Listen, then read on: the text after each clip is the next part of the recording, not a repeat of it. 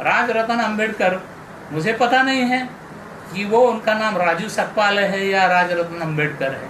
उनके परिवार का वो इतिहास लोगों में पता है। आप धम्म कार्य कर रहे हो या राजनीति कर रहे हो, ये सवाल है आपसे।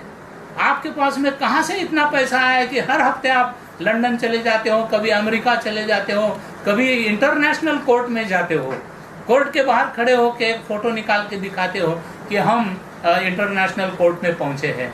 मैदान में तो कोई भी खड़े रहकर अपनी फोटो खींचकर लोगों को, उस लोगों में वो फोटो वायरल करके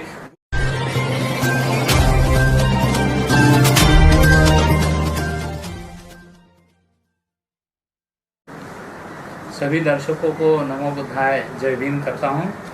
मेरा नाम Jagdish Gavai, the Buddhist Society of India, इस संस्था का नेशनल जनरल सेक्रेटरी अर्थात राष्ट्रीय महामंत्री। आज यह अवसर आ ही गया कि हमें आज बुद्धिस्ट सोसाइटी ऑफ इंडिया इस संस्था की ओर से कुछ बातें आप लोगों के साथ में शेयर करने का समय आ गया। कल परसों 2 दिनों में करीब उत्तर प्रदेश, पंजाब और महाराष्ट्र के कुछ जिला शाखाओं से फ़ोन पर फ़ोन आते रहे हैं और उसी के साथ में लंदन से, अमेरिका से, कनाडा से, जर्मनी से भी हमारे राष्ट्रीय कार्याध्यक्ष आदरणीय भीमराव यशवंतराव अंबेडकर साहब से भी पूछा गया कि ये राजरत्न अंबेडकर कौन है। ये राजरत्न अंबेडकर पिछले कई दिनों से उत्तर प्रदेश के कुछ जिला शाखाओं में जाकर बड़ी बड़ी सभाएं करके लोगों को गुमराह कर रहे हैं। लोगों के मन में ये शंका उपस्थित हो रही है कि ये राजरत्न अंबेडकर जो अपने आप को परम पूज्य बोधिसत्व डॉक्टर बाबा साहेब अंबेडकर अर्थात भीमराव रामजी अंबेडकर साहब के पौत्र बता रहे हैं, तो ये प्रपौत्र है, पौत्र है कि क्या है। असल में बहुत बार the Buddhist Society of India की ओर से ये लोगों को बताया गया है कि राजरत्न अंबेडकर बाबा साहब के डायरेक्ट पौत्र नहीं है, क्योंकि बाबा साहेब अंबेडकर अर्थात भीमराव रामजी अंबेडकर के एकमात्र सुपुत्र थे। वे थे यशवंतराव अर्थात भैया साहब अंबेडकर। भैया साहब अंबेडकर इस संस्था के राष्ट्रीय अध्यक्ष रहे हैं।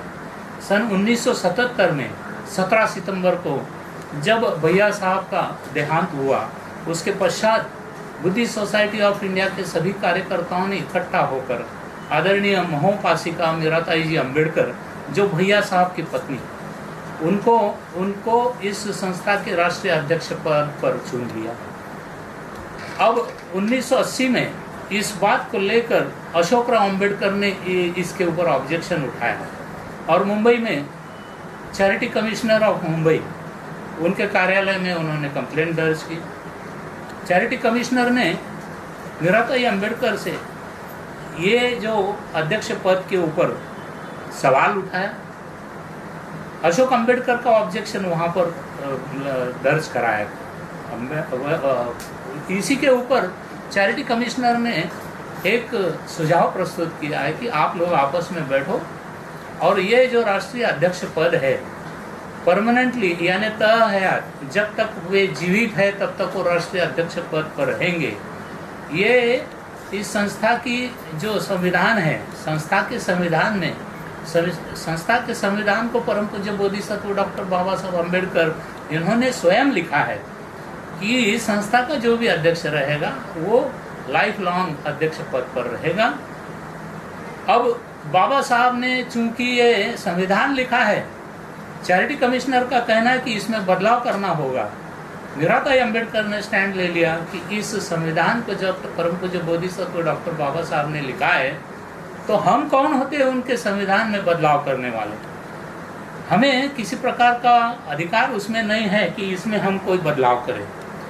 चैरिटी कमिश्नर का मानना था कि यदि आप बदलाव नहीं करते हैं, हर साल आपके यहाँ पर एक प्रेसिडियम बनाया जाएगा और किसी न किसी को अध्यक्ष बनाया जाएगा। चूँकि ये संस्था धार्मिक संस्था, भारत के तमाम बौद्धों की धम्म संस्था है, मातृ संस्था है।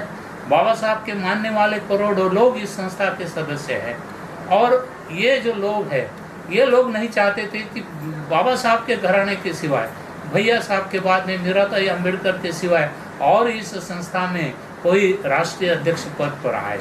इसका यह भी एक प्रमुख कारण था कि वे लोग कहीं ना कहीं राजकीय पार्टियों में काम करने वाले थे, शराब पीने वाले भी थे, उनका कैरेक्टर भी नहीं था। ऐसी स्थिति में हमारे समाज के लोगों ने एक दबाव बनाया कि नहीं, ऐसे लोगों के साथ में कतई हम हाथ नहीं मिलाएंगे।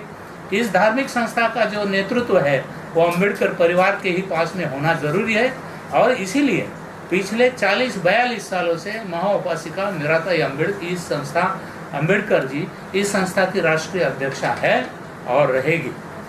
लोगों का विश्वास है और मानना है कि मीराताई अम्बेडकर के सक्षम नेतृत्व में आज की तारीख में भारत देश के करीब 22 राज्यों में the Buddhist Society of India अर्थात भारतीय बौद्ध महासभा का धम्म प्रचार प्रसार का काम अविरत चालू है, और लोग धम्म दीक्षा लेकर बौद्ध बन रहे हैं, बौद्ध धर्म का ज्ञान ले रहे हैं। प्रशिक्षण शिविरों में बौद्ध बनने का काम हो रहा है। अभी इस वक्त अशोकराव अम्बेडकर तो आज जीवित नहीं है। उसके बाद में उनके जो बेटे हैं राजरत्न अम्बेडकर, जैसे ही उनके पिताजी गुजर गए वैसे ही उन्होंने डिक्लेयर कर दिया कि अब हम भारतीय बौद्ध महासभा के राष्ट्रीय अध्यक्ष बने हैं, नेशनल ट्रस्टी चेयरमैन बने हैं, और सारे दुनिया भर घूमते रहे हैं और लोगों को बता रहे हैं कि मैं इस संस्था का राष्ट्रीय अध्यक्ष हूँ। दूसरी तरफ लोगों को वो गुमराह कर रहे हैं कि मैं डॉक्टर बाबा साहेब अम्बेडकर का पोता हूँ, पर पोता हूँ। अब देखिए कि बाबा साहब अम्बेडकर के एक ही तो सुपुत्र थे, वो थे भैया साहब अम्बेडकर। भैया साहब अम्बेडकर की पत्नी थी मीराताई अम्बेडकर। इन दोनों के 3 सुपुत्र हैं और 1 पुत्री है। अब पहले है बाला साहब अम्बेडकर, वे भी शादीशुदा हैं। उनके एक बेटे हैं सुजात, आज की स्थिति में वो लंदन में हायर स्टडीज कर रहे हैं। 2 नंबर के भीमराव अम्बेडकर, उनकी एक बेटी है रितिका, उनकी पत्नी है दर्शनाताई। तीसरे नंबर के हैं आनंदराव अम्बेडकर, आनंदराव की पत्नी है मनीषा ताई, उनके 2 बेटे हैं साहिल और अमन। अब इन सारे बाबा साहब के परिवार में कहीं आपको अशोक अम्बेडकर या राजरत्न अम्बेडकर और किसी का नाम आपको दिखाई देता है क्या? फिर ये झूठा प्रचार हो रहा है। अब लोग ये भी सोच रहे हैं कि अपने आप को बाबा साहब के प्रपोता कहने वाले राजरत्न अम्बेडकर खुलेआम लोगों को कह रहे हैं कि मैं बाबा साहब का पोता हूँ या परपोता हूँ। अब अगर ये अम्बेडकर परिवार के हैं तो फिर मीराताई अम्बेडकर, यशवंतराव अम्बेडकर, बाला साहेब अम्बेडकर, ये कौन से परिवार के हैं? अगर ये बाबा साहब के परिवार के लोग हैं और ये राजरत्न अपने आप को कहते कि मैं भी अम्बेडकर परिवार का हूँ, तो फिर अम्बेडकर परिवार का ही एक सदस्य मीराताई अम्बेडकर के खिलाफ, बाला साहब के खिलाफ में ये सालों साल सुप्रीम कोर्ट तक ये लोग क्यों लड़े? लोगों के मन में आज शंका है कि ये चैत्य भूमि है, बाबा साहब का जो स्मारक है, वहां पर जो लोग डोनेशन देते हैं, पैसा जाता है, यही लोग लोगों में अपप्रचार करते कि मीराताई अम्बेडकर ये मिलने वाला जो दान पाते हैं ये लोग स्वयं गबन कर लेते या खा लेते हैं। लेकिन मैं आपको बताना चाहता हूँ, यदि आप पढ़े लिखे हैं, जानकारी लेना चाहते हैं, आज भी आप मुंबई में जो पैसा दान में जमा होता है वो वहाँ पर कोर्ट, सिटी सिविल कोर्ट में जमा होता है, और ये पैसा पिछले कई सालों से जो दान मिला है, आज की तारीख में मैं आपको बताना चाहता हूँ कि बैंक ऑफ इंडिया के खाते पर ये जो दान का पैसा जमा होता है वो पैसा फिक्स डिपॉजिट में reserve bank of India Mumbai के दफ्तर में 10 करोड़ रुपया डिपॉजिट रखा गया है। अगर ये पैसा अम्बेडकर परिवार खाता तो ये 10 करोड़ रुपया आज डिपॉजिट कैसे होता? इन लोगों की नजर केवल उस पैसों पर थी कि आज नहीं कल ये हम केस जीत लेंगे तो ये सारा पैसा हमारे अपने हाथ में आएगा और ये पैसा हमको खाने में काम आएगा। अब बताइए, राजरत्न अम्बेडकर, मुझे पता नहीं है कि वो उनका नाम राजू सकपाल है या राजरत्न अम्बेडकर है, उनके परिवार का वो इतिहास लोगों में पता है। आप धम्म कार्य कर रहे हो या राजनीति कर रहे हो? ये सवाल है आपसे। आपके पास में कहाँ से इतना पैसा आया कि हर हफ्ते आप लंदन चले जाते हो, कभी अमेरिका चले जाते हो, कभी इंटरनेशनल कोर्ट में जाते हो, कोर्ट के बाहर खड़े हो के एक फोटो निकाल के दिखाते हो कि हम इंटरनेशनल कोर्ट में पहुंचे हैं। मैदान में तो कोई भी खड़े रहकर अपनी फोटो खींचकर लोगों में वो फोटो वायरल करके गुमराह करने का काम कर रहे हैं। केवल पैसा जमा करना और पैसा लोगों को उल्लू बनाने का काम ये हो रहा है। मैं आप लोगों से निवेदन करना चाहता हूँ, यदि आप अम्बेडकराइट है, बाबा साहब के परिवार को अच्छी तरह से जानते हो, तो देखिए कि अम्बेडकर परिवार का कोई सदस्य इस प्रकार का लोगों को गुमराह करने का काम नहीं करता है। आपने कभी देखा है, कभी आपके पास में कोई शिकायत आई है कि मीराताई अम्बेडकर, भीमराव अम्बेडकर या आनंदराव अम्बेडकर या बाला साहब अम्बेडकर इस धम्म संस्था के नाम से किसी से चंदा मांगा है?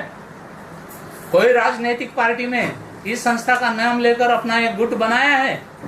नहीं ना। तो फिर ये जो आज हो रहा है ये गलत हो रहा है, समाज को फंसाने का काम चल रहा है। आज की स्थिति में यूपी में क्या हो रहा है, अब 2-4 महीनों में यूपी में इलेक्शन होने जा रहा है, पंजाब में इलेक्शन हो रहा है। अब वहां पर वो जाके बता रहे हैं कि बाबा साहब की सही पार्टी है बसपा। अब हमें उस पार्टी से कुछ लेना देना नहीं है, ना ही हमारा उनसे कुछ राजनीतिक या बोलिए धार्मिक हमारा कोई वैरत्व है, कुछ नहीं है।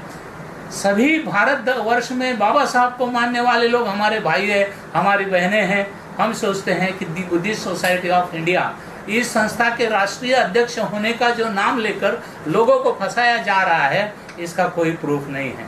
हम तो उनसे ये सवाल कर सकते हैं कि कौन सी कार्यकारिणी में आपको राष्ट्रीय अध्यक्ष पद पर चुना गया है, कि भारतीय बौद्ध महासभा के अर्थात दी बुद्धिस्ट सोसाइटी ऑफ इंडिया के नेशनल चेयरमैन बन गए हो, ट्रस्टी चेयरमैन बन गए हो। इसका कोई अगर आपके पास में रिजोल्यूशन है, प्रस्ताव है, तो आप लोगों को बता सकते हो। किस मुंह से आप लोगों को बता रहे हो कि मैं इस संस्था का राष्ट्रीय अध्यक्ष हूँ? अगर आप राष्ट्रीय अध्यक्ष हो तो आपका कार्यालय कहाँ है, आपकी राष्ट्रीय कार्यकारिणी कौन सी है? आपकी जो ट्रस्टी बता रहे हैं ना, उस ट्रस्टी में कौन कौन लोग हैं, जरा इसका खुलासा कर लीजिए। लेकिन मुझे अधिकृत जानकारी मिली है कि आप और आपके 2 भाई और आपकी बहनें और आपकी मिसेस ऐसे पारिवारिक इसको ट्रस्ट आपने बनाया है। इस प्रकार के नाम आपने ट्रस्ट के चैरिटी कमिश्नर में आपने प्रस्ताव रखा है कि ये मेरे ट्रस्टी लोग हैं। तो क्या ये समाज के लोग इस बात को समझ पाएंगे? और ऐसे जो समाज में जो गंदगी फैलाने का काम हो रहा है, समाज का गबन करने का काम हो रहा है, असल अम्बेडकर परिवार को बाजू में रखकर यही अम्बेडकर परिवार के सच्चाई और सदस्य होने का जो दावा करते हैं, वो कहाँ तक सही है, इस बात का खुलासा करने के माध्यम से आज मैं आपके सामने आया हूँ।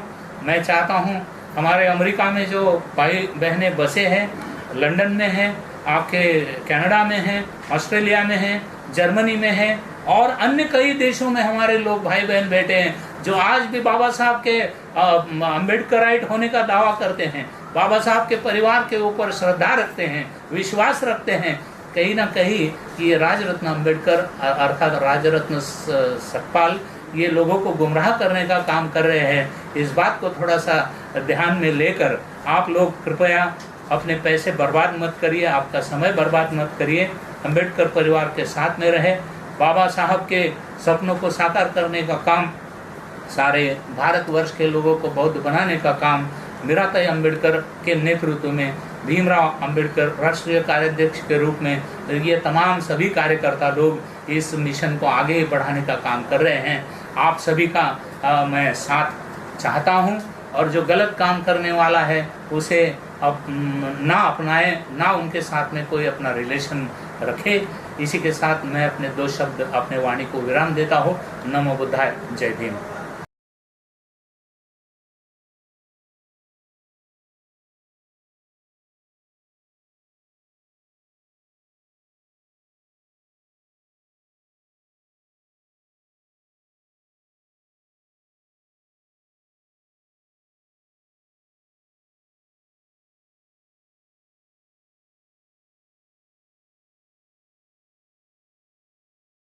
अपना चैनल, आपका चैनल, समाज का चैनल, देश का चैनल एनबी न्यूज 24/7 को आप लाइक करें, सब्सक्राइब करें और ज्यादा से ज्यादा इसकी वीडियो को शेयर करें ताकि हर खबर को मैं आप तक आसानी से